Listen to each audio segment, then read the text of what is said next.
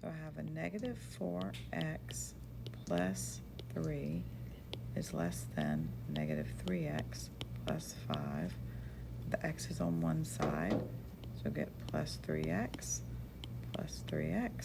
gives me an x.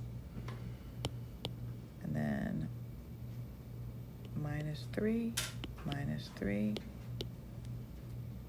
Oh, this gives me a minus x.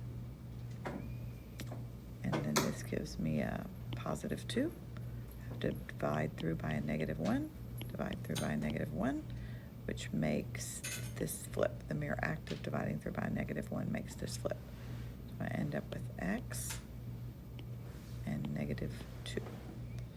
And if this was getting graph, x is greater than negative 2, so it has to